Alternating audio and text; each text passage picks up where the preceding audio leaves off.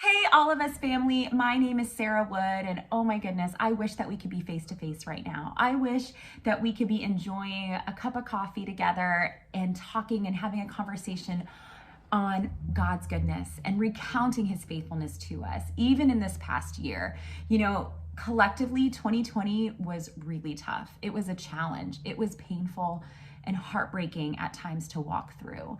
And I think moving into 2021, many of us felt like the load would lessen a little bit and maybe things would get a little lighter. And unfortunately, many of us found that that was not the case. And so many of us are still finding ourselves isolated. Many of us are still finding ourselves working from home or still trying to process what happened in the past year and year and a half. And it can be devastating. Some of us right now are in a quiet place, maybe a desert place, and it can feel very, very lonely. And I want to share a little bit of my story and what God has done in my life over the past year.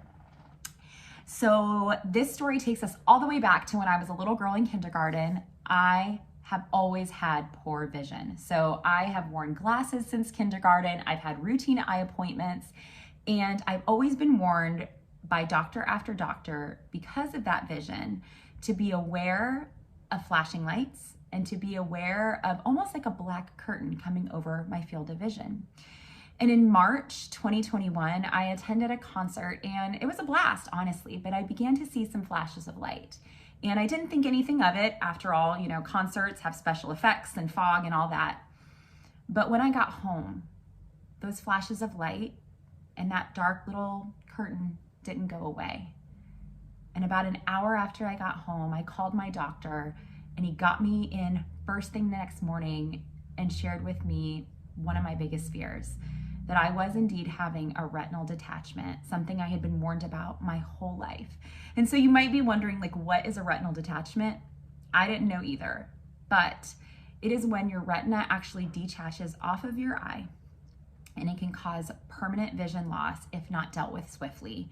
And so I am so grateful for the Lord prompting me to make that call. And I'm so grateful for the doctors and the nurses and the staff that got me in right away. And I went in the next morning at 5 a.m. for a vision saving surgery. Now, I didn't have time to act or react in that time about what was happening. I had people that surrounded us with love and with food and with childcare help during that time, because after the surgery, I was to be on 2 weeks bed rest, which is not simple for someone that does not like to slow down. And I think many of us in the past year and a half have been forced to slow down.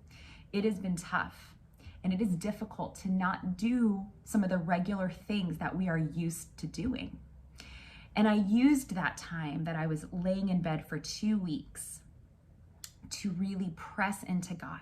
Even though it was painful, even though it was uncomfortable, and even though I wanted nothing more than to get out of that bed and do the simple things that I was used to doing, I pressed in. And I think many of us can relate to that, wanting to just get back, right? Get back to where we were, get back to where we want to be out and about and doing all of those things that we were doing before the world looked different. And as I was reading Psalm 23, a psalm that I know so well, God spoke to me. He says in verse 2, "He lets me lie down in green pastures. He leads me beside quiet waters. He renews my life, and he leads me along the right paths." It dawned on me as I was laying in that bed that during that time of rest, God is using it to bring renewal.